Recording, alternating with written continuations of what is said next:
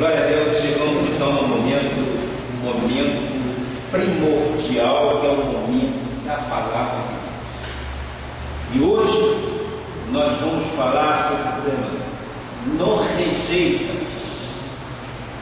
o conhecimento de Deus.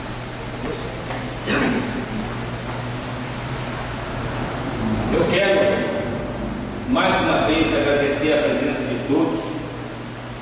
Quero também estender esse agradecimento aos internautas que nos assistem através de artigos no nosso site www.vistovivo.glorianova.com.br, aos visitantes que nos visitam através da internet. Sejam vocês todos muito bem-vindos à casa do Senhor.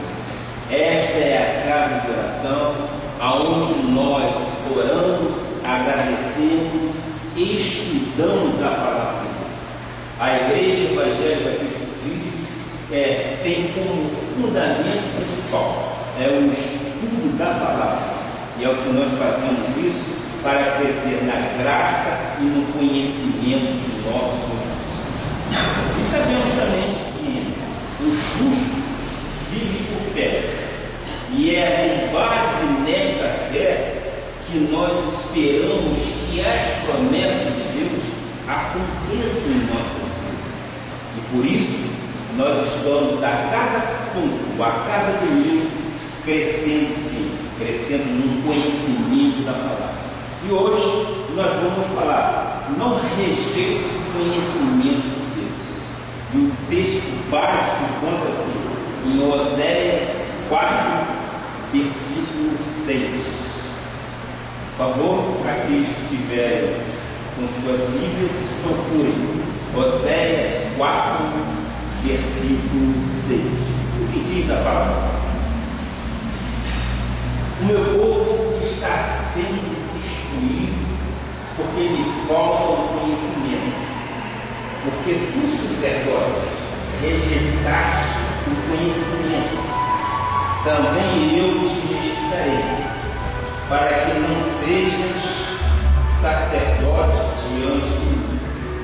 Visto que te esqueceste da lei de Deus, também eu me esquecerei de teus filhos. Que esta palavra abençoe os vossos corações. Oremos ao Pai. Pai amado e Pai bendito, Senhor dos senhores, Rei de reis, em tua casa há provisão sim, há pão fresco, que é a tua palavra, há azeite, que é o Espírito de Deus, e há vinho, Pai, e é vinho que é a alegria, e acima de tudo, a revelação de Deus para os nossos corações. Pai, neste momento eu aquieto o meu coração, levo meus pensamentos cativos à tua obediência, para te pedir que seja o Senhor a falar através de meus lábios. Usa-me de acordo com a tua vontade, Pai, para que eu possa dar transparência de conhecimento da verdade, Pai. Ó Pai, o profeta diz: conhecereis a verdade, e a verdade vos libertará.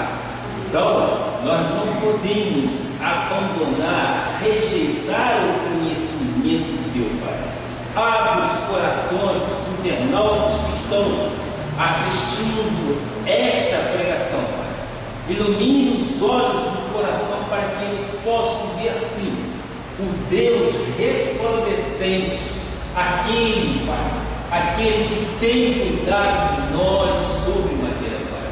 Nós aquietamos sim nossos corações e te peço, Pai, sim, seja o Senhor a falar em nome de Jesus, Pai, para a tua honra e para a tua glória. Todos digam amém, amém e amém. Glória a Deus. Meus amados,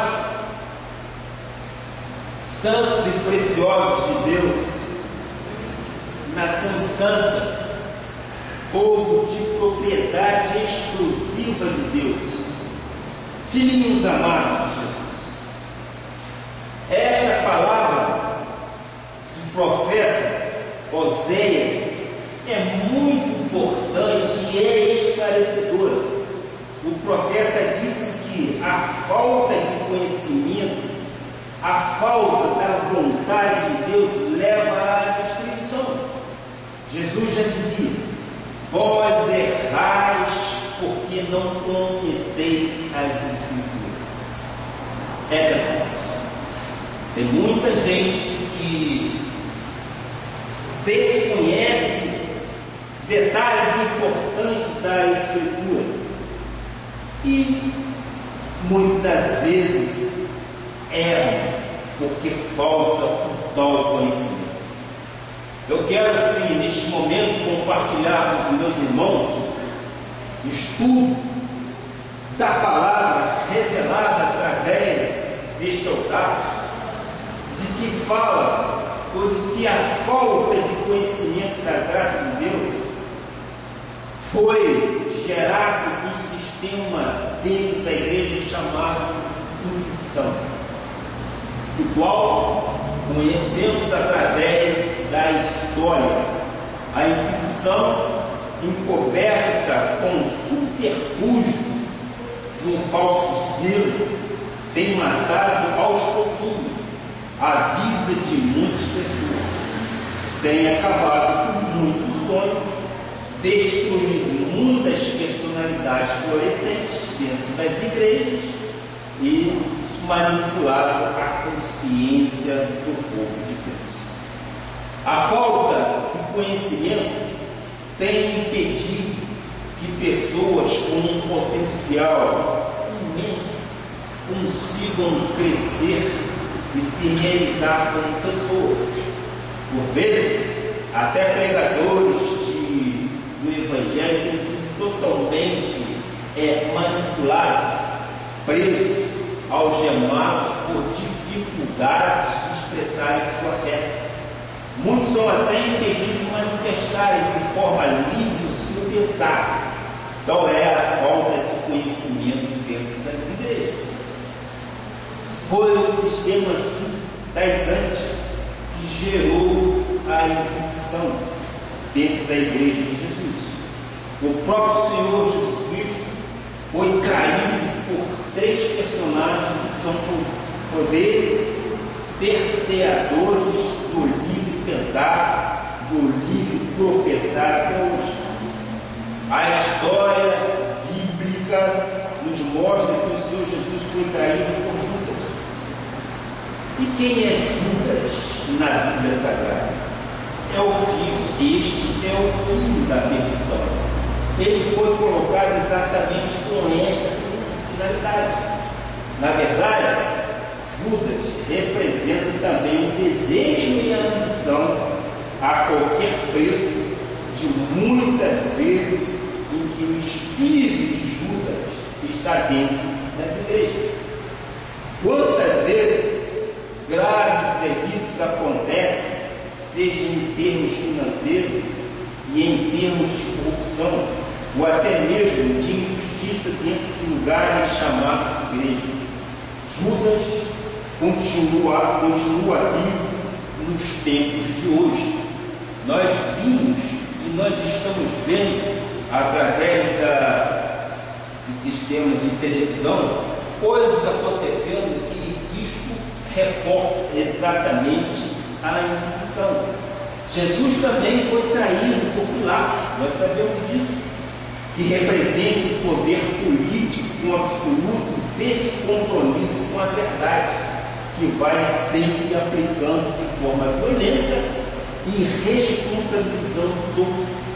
Diz Pilatos: julguem vocês. Ele, nós sabemos, lavou as mãos.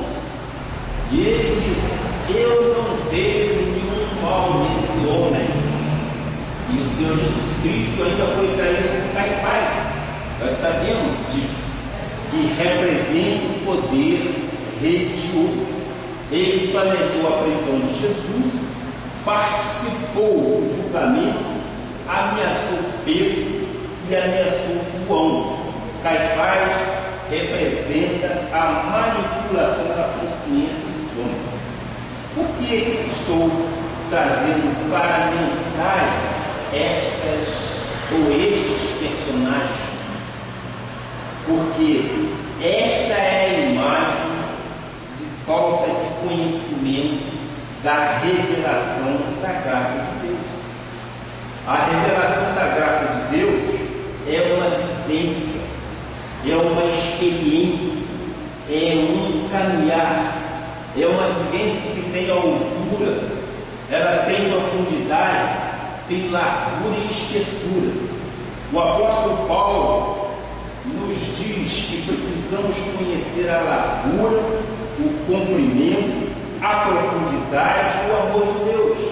Se não tens esse conhecimento, por certo, não tens recursos para te defender das situações agressivas da vida. Muitos filhos de Deus passam por situações difíceis e inesperadas. Alguns estão passando por grandes desconfortos, outros por perdas, até enfermidades, lutas travadas, crises, prisões emocionais. Mas eu quero te dizer que Deus tem nos trazido a palavra da profecia. Vamos nos agarrar à palavra da profecia, porque Deus tem a solução para todos os problemas. Amado, por fé, e somente por fé, é possível vencer todos os obstáculos nesta vida. Nós temos que ter fé ancorada em nossos pensamentos para que possamos ter solução em todos os problemas que porventura possa nos atingir. Disse o profeta em Sofonias 3, versículo 20: naquele tempo eu vos farei voltar e vos recolherei certamente, farei de vós um nome e um louvor em todos os povos da terra, quando eu vos mudar a sorte diante dos vossos olhos, diz o Senhor.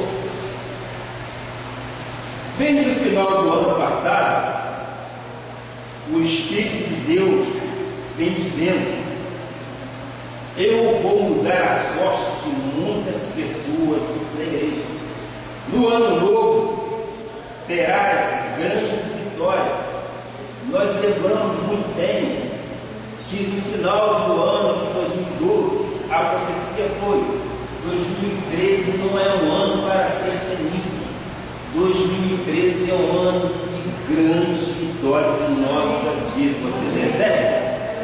Recebemos isso em nosso espírito e agarramos isto como sendo, sim, promessas de Deus para as nossas vidas.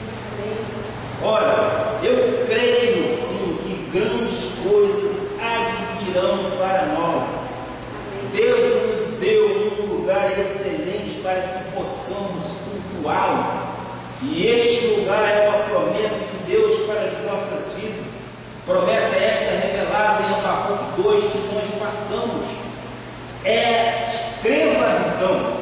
E a visão que nós tivemos foi exatamente essa. E aqui nós estamos com a graça de nosso Senhor Jesus Cristo.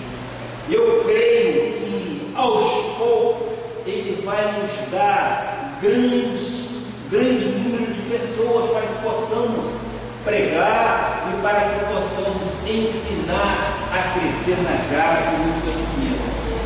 Aí eu digo: ai dos vencidos, disse alguém um dia, disse 2 Pedro 2, versículo 19: prometendo-lhes liberdade, como ele mesmo são escravos da corrupção, pois aquele que é vencido fica escravo do vencedor.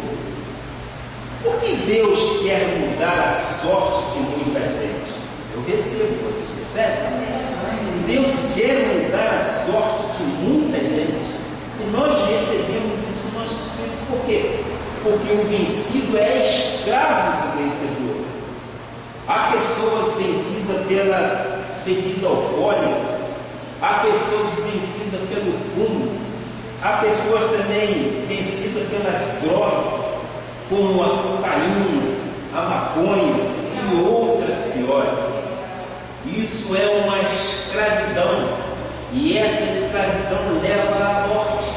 Você, meu prezado ouvinte, que está nos ouvindo, que está nos vendo pela internet, nós cremos que o Senhor te tirará de todas essas situações que te envergonham, porque isto não é um procedimento correto. A dependência, a cura, e a cura maior está em nosso Senhor Jesus Cristo. Quando você se depara com o autor e consumador de nossa fé, Jesus Cristo, Ele te faz nova criatura. Ora, aí diz a palavra, ai dos vencidos. Há pessoas que são vencidas pela falta de autoestima. A falta de autoestima leva muito à derrota, porque vem para o campo da batalha da vida, pensando que já perderam, que não tem direito a nada. Há pessoas vencidas por doenças, aceitaram, não reagiram, se acomodaram, esqueceram-se que o Senhor tomou sobre si as nossas enfermidades e que por suas chagas nós fomos sarados. Nós entendemos que a medicina foi criada assim por Deus, e nós temos os médicos como sendo pessoas capazes de nos ajudar a livrar da doença, mas nós cremos que o Pai Supremo é o médico dos médicos, e Ele diz que carregou sobre si todas as enfermidades, e que pelas chagas dele nós fomos sarados. Nós temos que pensar desta forma, na certeza inabalável de que o nosso Deus cuida de nós, e Ele tem cuidado. Há pessoas que deixam descer pela crise financeira, porque nunca, às vezes, não dizimam, não ofertam. Aí a palavra diz, ai dos vencidos, eles ficam escravos dos vencedores, são escravos da corrupção. Há pessoas vencidas pela falta de boa consciência, pela indiferença, pela sonolência e apatia, pela indolência, pela preguiça, e arranja logo a desculpa. Hoje eu não vou à igreja por causa disso, por causa daquilo outro. Amanhã acho que não vou à igreja também por causa disso, por causa daquilo outro. Nós sabemos que há culturas diferentes, sim, mas nós cremos, irmão, a nossa igreja não foi chamada para ser vencida, ela foi chamada para vencer. Receba isso, Espírito. A nossa igreja foi chamada para vencer. Nós estamos de portas abertas, sim, esperando naquelas ovelhas que são eleitas do Pai, e Ele vai trazê-las para o aprisco. Pastor, mas como eu devo vencer? Talvez você possa estar me fazendo essa pergunta. Vê o que diz a profecia de Daniel 12, versículo 13. O que diz? Tu, porém, segue o teu caminho até o fim, pois descansarás, e ao fim dos dias te levantará para receber a tua herança. O vencido não vai até o fim, o vencedor persegue e chega até o fim. A diferença está exatamente em você ser persistente para alcançar a vitória. Amado, os que vencem não desistem. Os que desistem nunca vencem. Deus quer reedificar a tua família. Receba isso no teu coração. Deus quer fazer vasos novos. Deus quer reconstruir os teus muros. Mas tu tens que ir até o fim. Você não pode começar uma corrida e se cansar, se fatigar. Você tem que ter força para chegar até o fim. Você chegando até o fim, você alcançará a vitória. Nós temos uma fé, sim. Nós temos uma fé que pode nos fazer conquistar grandes bênçãos. 2013, meus amados irmãos, nós estamos vivendo um momento profético, sim. 2013 é um ano de grandes vitórias para nós. O profeta Isaías diz em Isaías 45, 1-3, o que diz? Isaías 45, 1-3: Assim diz o Senhor ao seu ungido, assim, a quem tomo pela mão direita para bater as nações ante a sua face, e para descingir os lombos dos reis, e para abrir diante dele as portas que não se fecharão. Que não se fecharão. Meus amados, não importa se tu tens caminhos tortuosos, o próprio Deus o endireitará as tuas veredas. Às vezes, as pessoas lutam com vício, lutam com dependências e dizem: bispo, não tenho forças para me livrar disso. Mas eu posso te dizer, o Deus a quem eu sirvo, o Deus a quem você serve, te dará forças para que você possa vencer. É uma luta, é uma grande luta, mas Deus te livrará. O Senhor conhece os teus pensamentos, o teu coração e o teu viver. Tu tens que crer nestas palavras proféticas. Todos os vencedores tiveram encontro no partido em comum. Nós vemos isso exatamente nas maratonas. Saem muitos, até às vezes milhares, mas para você ganhar, você tem que chegar ao fim. E olha, o início de uma arrancada é da mesma forma para o fim desta arrancada. Se a gente deseja alcançar e vencer, é só reunir forças no nosso Senhor Jesus Cristo que nós venceremos. Assim será a luta de qualquer ser humano. Nós temos lutas, nós temos adversidades, nós temos que lutar exatamente contra as coisas que o mundo oferece, que as coisas que o mundo oferece muitas vezes são coisas de largo e de fácil alcance.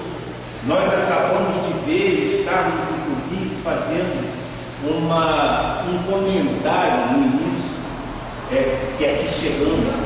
Hoje aconteceu uma coisa horrível em Santa Maria, no Rio Grande do Sul, onde centenas de pessoas, por que não dizer adolescentes ou jovens, morreram. Morreram onde? Morreram numa boate. Que coisa! Se fosse chamado para uma igreja, lógico que não iriam. Por quê? Porque é uma luta constante contra o Espírito de Deus. Mas aconteceu, 252 pessoas morreram, pisoteadas, queimadas e asfixiadas. Que tristeza para os seus familiares. Eu acredito que vocês tenham visto isso na televisão hoje, viu? Aí está exatamente a luta do homem, carne com o homem espiritual. Eu quero agora falar sobre uma mulher, a mulher cananeia. Vocês conhecem bem, vocês que estão aqui presentes, vocês conhecem bem essa história. A mulher cananeia queria vencer qualquer custo de batalha. Então, no livro de Mateus, essa mulher teve uma experiência muito importante e ela conquistou. E ela conquistou por quê? Porque, em primeiro lugar, ela nunca desanimou, ela acreditou, ela correu atrás dos seus objetivos. E esta mulher cananeia, vamos ao texto de Mateus 15, versículo 22 e 23.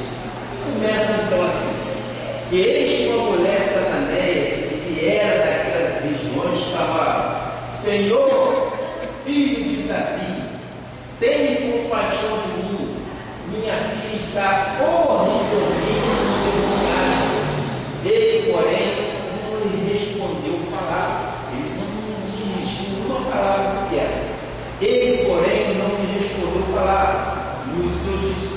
aproximando-se, rogaram-lhe: despede-a, pois vem clamando atrás de nós. Agora vocês vão começar a compreender a luta de uma pessoa que tem desejos no coração para que aquela situação seja totalmente transformada. Por quê?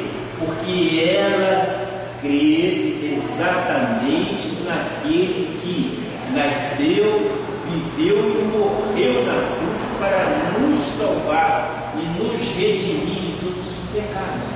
Então, meu amado, você pode perceber através deste versículo que acabamos de ler, que quando uma pessoa sofre, toda a família sofre junto. Não é verdade? Quando na sua casa, ou quando na casa de alguém existe uma pessoa dependente de uma droga, por exemplo, que é uma lástima, eu creio que sua mãe e seu pai sofrem junto também, porque eles choram pela natureza daquilo que está acontecendo com o rapaz ou com a pessoa. Por quê? Porque a pessoa passou a ser dependente daquilo. Agora, então aí a gente pode presenciar qual foi a primeira experiência. Qual é a primeira experiência que essa mulher cananeia teve? A primeira experiência que ela teve, que ela não foi ouvida logo de início. Por quê? Diz a palavra, Jesus não lhe respondeu palavra. O que ele está dizendo? Que ele não deu ouvido a ela naquele momento. Então essa foi a sua primeira experiência, foi de não estar sendo ouvido. O silêncio de Jesus poderia tê-la deixado triste, arrasada, depressiva, acabada, mas ela não desistiu. Ela insistiu. Ela teve coragem de reassumir suas atitudes e lutar por aquilo que ela queria. Ela queria ver sua filha totalmente livre. Irmãos, existem momentos em nossa vida que parece que Deus não está ouvindo. Existem momentos que parece que Deus não está respondendo às nossas orações. São nesses momentos que temos que pensar na palavra da profecia. Por quê? Porque se está escrito na Bíblia, nós temos que crer. O justo vive por fé. Se não for por fé, é vão filosofia. Você tem que crer naquilo que a Bíblia diz. A Bíblia diz que Jesus é o bom pastor. Nós temos que crer que Jesus é o bom pastor e Ele deu a vida pelas suas ovelhas. Logo, se Ele te pedir pão, será que Ele vai te dar pedras? Eu creio que não. Não. Se você te pedir pão, Ele não pode te dar pedra. Se pedir um peixe, Ele vai te dar cobra? Não. Por quê? Porque Ele é o bom pastor. Se Ele é o bom pastor, Ele quer fazer você uma ovelha sã, uma ovelha sadia, uma ovelha responsável. Precisamos então nos estribar nas experiências de homens e mulheres da Bíblia. Há sim várias profecias, há uma galeria de heróis da fé que nós temos que nos espelhar neles. Ora, antes de voltarmos à história da mulher cananeia, vamos nos reportar ao caso do profeta Elias, em 1 Reis 19. Ele fez um desafio aos 450 profetas de Baal. Todos vocês sabem disso. Deus honrou. Ele matou esses 450 profetas. No dia seguinte, uma mulher chamada Jezabel enviou o seguinte recado: profeta, aquilo que aconteceu com os profetas de Baal vai acontecer contigo. Uma declaração de morte feita por aquela mulher, não é isso? Jezabel simplesmente quis dizer para ele que aquilo que aconteceu com os profetas de Baal ia ia acontecer com ele. Então vamos ver o que Elias fez em 1 Reis 19, versículo 4. Por favor, 1 Reis. Ele mesmo, porém, se foi ao deserto, caminho de um dia, e veio e se assentou debaixo de um zimbro e pediu para si a morte, e disse: basta, toma agora, ó Senhor, a minha alma, pois não sou melhor do que meus pais. No dia anterior, uma vitória extraordinária, 450 profetas de Baal foram consumidos.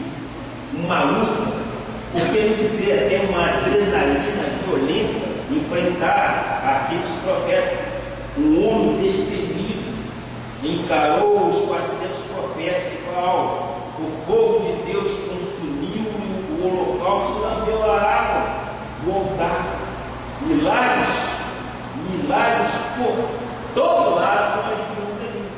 No dia seguinte, a ameaça de uma mulher, Jezabel, contando que ele ia morrer, porque aquilo que aconteceu aos 450 ia acontecer com ele. Vê o que diz logo no versículo 10, que nós vamos começar a entender então as respostas. Ele respondeu: tenho sido zeloso pelo Senhor, Deus dos exércitos, porque os filhos de Israel deixaram a tua aliança, derribaram os teus altares e mataram os teus profetas à espada, e eu fiquei só, e procuraram tirar-me a vida. Elias disse: eu fiquei só, e procuraram tirar-me a vida. Viram quando esse homem desceu emocionalmente? Imagina você, quantos dramas ele passava, quantos dramas ele estava vivendo ali. Depois de uma batalha bem sucedida, veio uma mulher, Jezabel. Ele conta que ia acontecer com ele a mesma coisa. Ele teve um momento, sim, ele teve um momento emocionalmente bem inferior àquilo que poderia ter.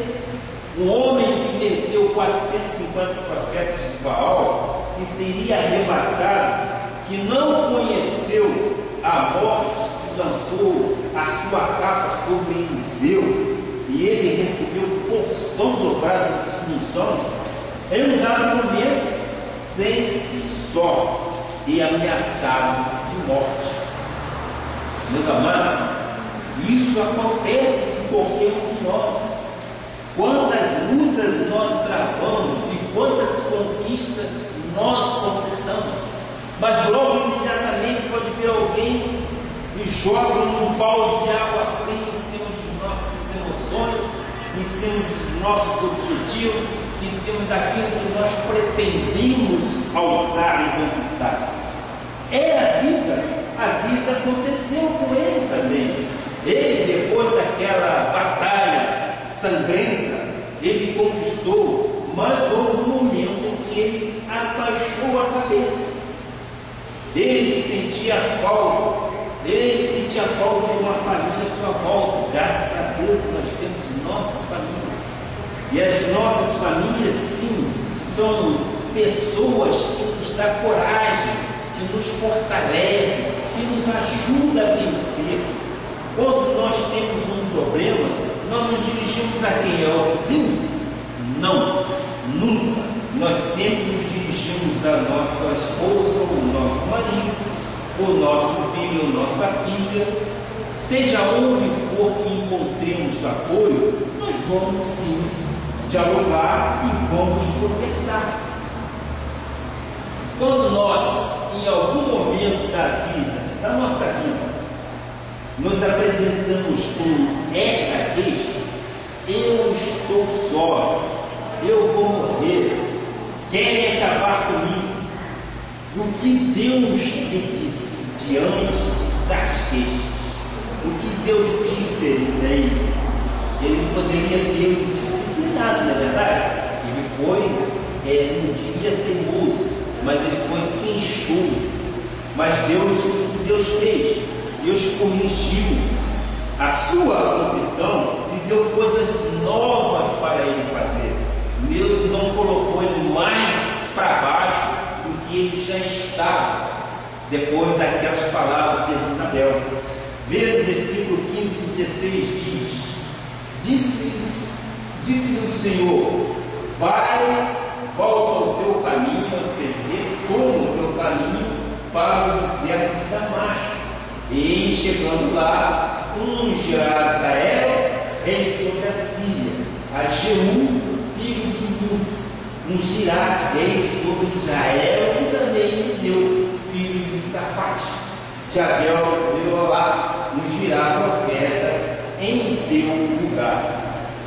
Deus, ao invés de deixar a pessoa prostrada no seu inverno, no seu interior, no seu abismo, Ele dá coisas novas para fazer. Ele reedifica sonhos, Ele reedifica coisas a serem feitas, ou seja, isso ensejará coragem para que você possa lutar. E ele disse lá no versículo inicial: vai, volta ao teu caminho, ou seja, retoma o que você estava fazendo. Irmão, seja qual for a tua queixa, Deus está te dizendo que o teu inverno passou. Você recebe? Receba em teu espírito, seja qual for a tua queixa. Qual é a tua necessidade? A tua necessidade já foi suprida. Qual é o teu desejo? O teu desejo de construir uma casa? Eu creio que o nosso Deus já te ajudou a isso. O teu desejo é de fazer um curso superior, o teu desejo será conquistado. Deus, ao invés de deixar a pessoa prostrada no seu inverno, como disse, Ele lhe dá coisas novas para fazer, meu amado. Receba coisas novas para serem feitas. Irmão, seja qual for a tua queixa, Deus está dizendo que o teu inverno passou. O teu inverno acabou. É hora da primavera. Deus quer fazer coisas novas na tua vida. Cantares 2, versículo 11 e 12, por favor. Porque este passou o inverno. Você recebe? O inverno passou. Cessou a chuva e se foi. Glória a Deus. Aparecem as flores na terra. Chegou o tempo de cantarem as aves, e a voz da rola ouve-se em nossa terra. A chuva cessou, e aparecem as flores na terra da sua vida. A primavera chegou em tua vida.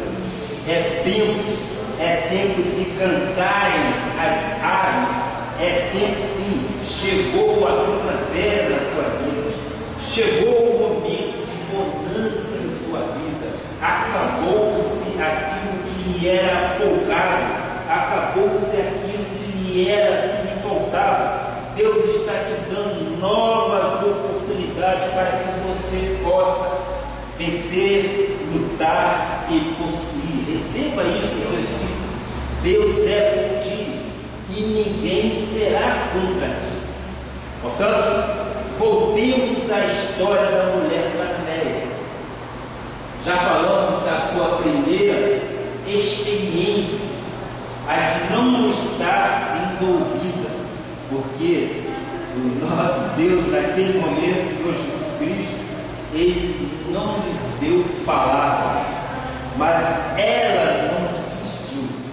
Irmão, como o teu bispo, como pastor da tua alma sul, eu tenho o direito de te pedir: não desista, não importa que seja contra. O inverno passou, creia nisso, meu amado. O inverno passou, a dor, o lamento, a depressão, tudo, a figueira está dando fio. A segunda experiência dessa mulher foi que ela se sentiu como se tivesse sido rejeitada, ou seja, discriminada. Veio Mateus 15, versículo 24. Mas Jesus respondeu: não fui enviado senão as ovelhas perdidas da casa de Israel. Muitas vezes somos rejeitados, eu coloco aqui entre aspas. Há pessoas rejeitadas pelo marido, há pessoas rejeitadas pela mulher, pela esposa, há pessoas rejeitadas pelos filhos, até mesmo pela sociedade, há pessoas rejeitadas por amigos, até mesmo por si mesmas. As pessoas muitas vezes se rejeitam, elas entram dentro de um invólucro e acabam se fechando, se trancando, e elas estão o quê? Se rejeitando. Elas se auto-rejeitaram, pensando: elas não gostam de mim, elas não me amam. E o pior, há pessoas que pensam que até Deus ajuda. Não é isso? Muitas vezes acontece isso. As pessoas começam um negativismo tão grande que eles ou elas somatizam para si coisas inesperadas e inexplicáveis.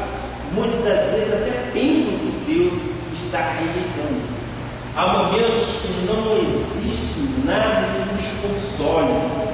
Parece que tudo fica tão pequenininho, tão limitado, e por que não dizer tão impossível, que o ser humano perde esperança e desiste. Mas essa mulher não rejeitou o conhecimento da palavra de Deus e não desistiu. Então, não rejeite o conhecimento da palavra. Miqueias 7, versículo 11 diz: no dia da reedificação dos teus muros, nesse dia serão os teus limites removidos para mais longe. Eu recebo isso do Espírito. São os limites que Deus está preparando para nós. Eles serão sim removidos para mais longe. Deus quer alargar os muros, dando novos limites para as suas vidas. Deus não nos rejeita nunca. Ele mesmo diz: se tua mãe e teu pai te abandonarem, eu nunca te abandonarei. Que promessa linda! Se meu pai ou minha mãe me abandonarem, ele diz: eu nunca te abandonarei. Davi disse: eu nunca vi um justo desamparado.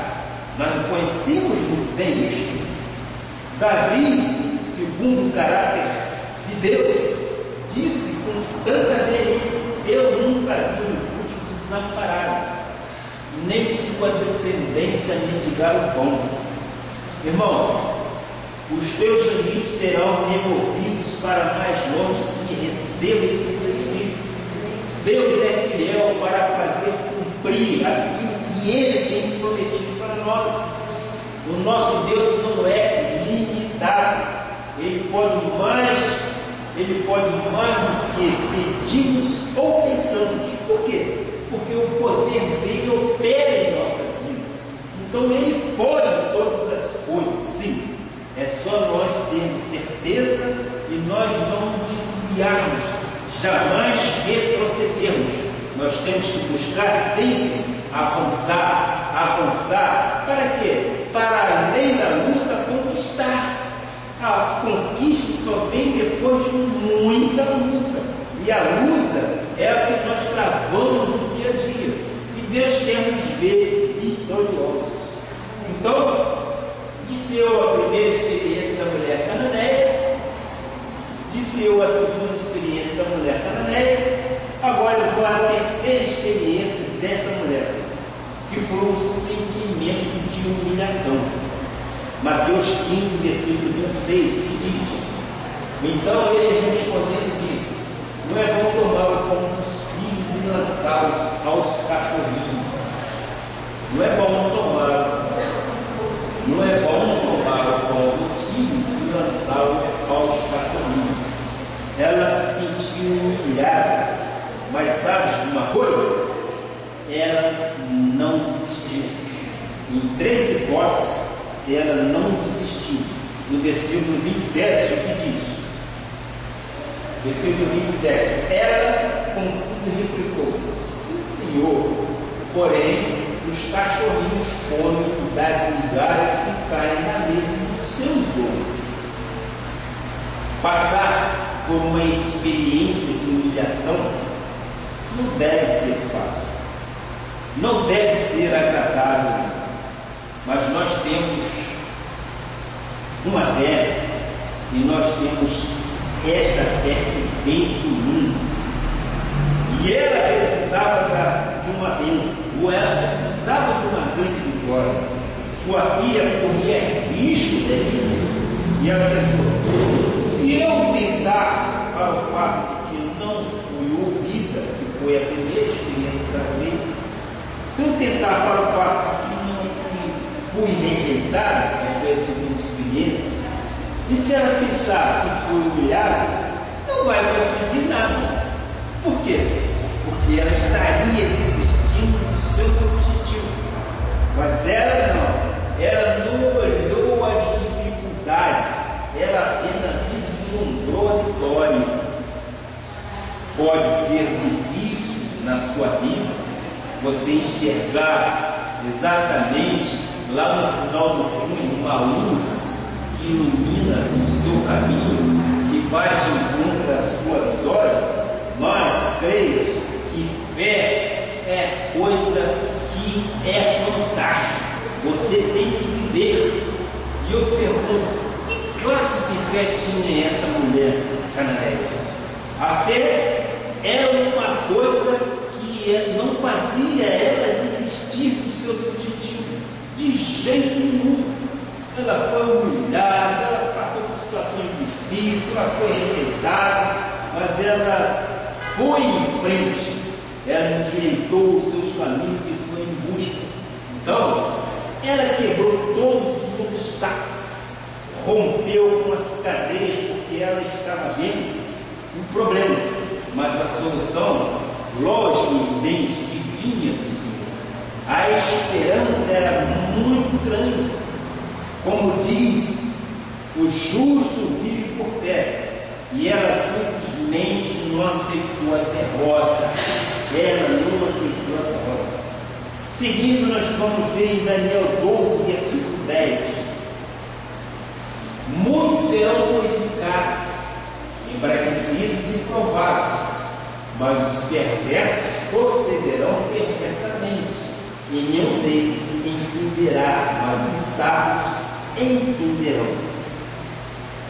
Eu entendo que esta mulher cananeia, essa mulher é uma mulher sábia, mesmo diante das circunstâncias adversas, ela não permitiu que o mal vencesse o bem. Ela sabia que só Jesus era a solução de todos os seus problemas.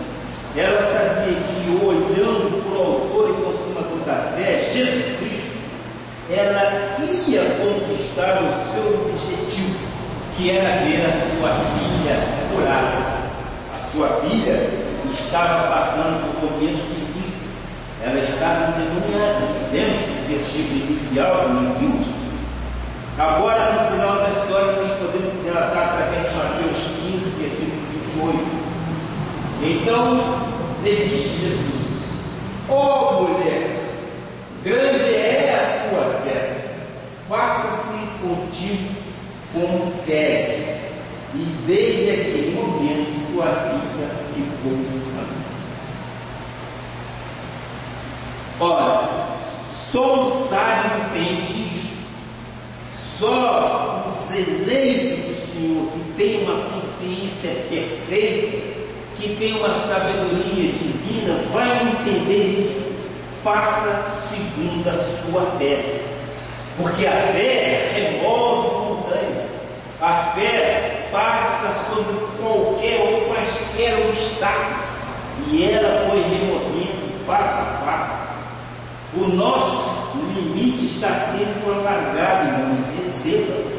Hoje nós estamos com um número pequeno, sim, mas o nosso Deus vai acrescentar despertar e nós recebemos em nosso espírito. Os tesouros escondidos estão à nossa disposição. Se tiveres fé e tu que queres, vai acontecer. A filha da mulher cananeia ficou sã. Ela foi sarada. Por quê? Porque havia fé. Havia fé em Jesus, que a fez não desistir. O que nós podemos concluir, tirando exatamente desta mensagem, é que devemos lutar e devemos conquistar, e não podemos desistir das coisas aquilo que Deus tem preparado para nós. Obstáculos, adversidades, há muitos. Você lutar contra alguém que é dependente de droga é uma dificuldade muito grande. Às vezes suas forças ficam completamente abaladas, os seus sentimentos, o seu pensar, o seu agir fica completamente abalado. Mas quando nós nos colocamos na brecha e dizemos: se Deus é por nós, quem será contra nós? É a força que nós precisamos para que possamos lutar. Vocês creem desta forma? Nós temos que lutar contra as adversidades, mas não podemos simplesmente aceitá-las de encontro à nossa vida e baixarmos a cabeça. Muito pelo contrário, nós temos que enfrentar todas essas adversidades de cabeça erguida. Amém? Então, só nós sabemos e entendemos isso. O nosso limite está sendo realmente alargado. Os tesouros escondidos estão à nossa disposição. Irmãos, se tiveres